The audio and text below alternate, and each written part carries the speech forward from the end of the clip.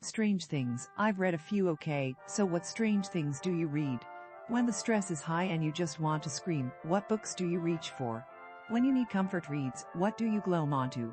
And what strange things did you come across in your printed journey that enthralled you, even though it shouldn't have? Most of my strange tastes come from when I was very young. You see, in that galaxy far, far away where I grew up, somewhere between Elizabethan England and Victorian England, but speaking Portuguese, books weren't published in as massive numbers as here. There was one science fiction imprint. One. Good old Argonauta. And backlist was an unheard of word. You got it when it came out or you were out of luck. And then the 70s came. I can run and read, as the rest of you know who had the misfortune of coming of age in the time of bell-bottoms, and men whom surgery rendered incapable of singing anything but disco. And that étrange little pays ketamine with apologies to the divinity of French spelling. This meant really high book prices. Well, mostly really high inflation for anything legal. But books also got interesting taxes if I remember, because, a culture.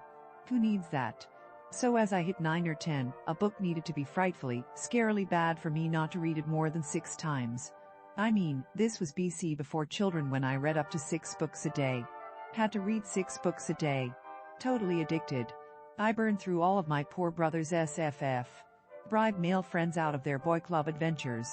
Read all of my cousin Natalia's Blue Collection romances. Read the accumulated family library, including most of Shakespeare, Austen and Dumas, including the really bad Dumas. Yes, in despair, I even bribed friends to get their father's old SF collections, How I Came by City, and They Walk Like Men.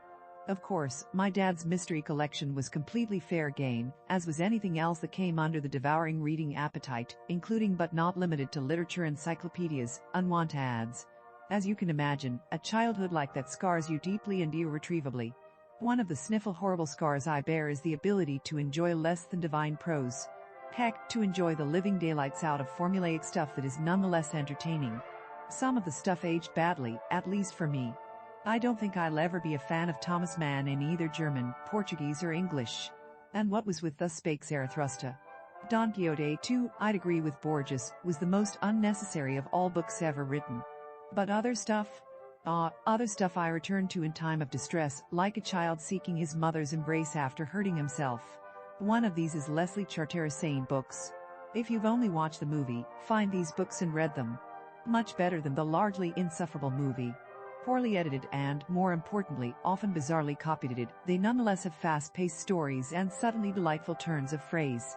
I would love to see a take on this updated and done in space opera. Heck, I might even do it, someday.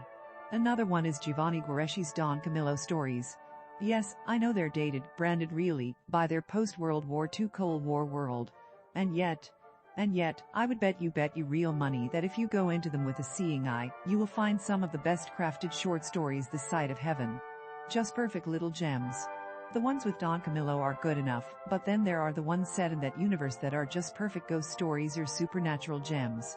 If you venture into that realm, I recommend Shotgun Wedding, Bianco, Blue Sunday, a story that for obvious reasons, has been haunting my thoughts, The Excommunicated Madonna. Where else do stories end so bitterly sweetly as in The Little World? Take the end of The Man Without a Head anyhow, the headless man acquired a head. Was it rightly his or not? The main thing is that it pacified him, and he no longer inflamed the popular imagination. And the great rolling river quietly carried one more story, like a dead leaf, down to the sea.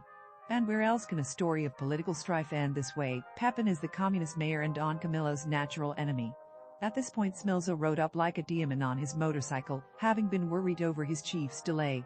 When he saw the little procession, he turned around and rode ahead of it, in order to clear the way. When they were within 2 miles of their destination he responded to a nod from Pepin, by stepping on the gas and leaving the others behind him. So it was that at the entrance to the village Don Camillo found the local band ready to greet him. And the crucified Christ came home to the strains of the International. Under the rope into victory. Rejoiced Pepin, bringing the jeep to an abrupt stop in front of the church door. When the world is too scary outside, I pull Guareschi over me like a blanket and pray that it might always be so in the real world. Horrible tension, but real humans underneath, and redemption not far behind. If you like this content and want to support this channel, the blog, and Sarah's continued writing, please like and subscribe. If you really enjoy the content, please come and join the fun at accordingtohit.com.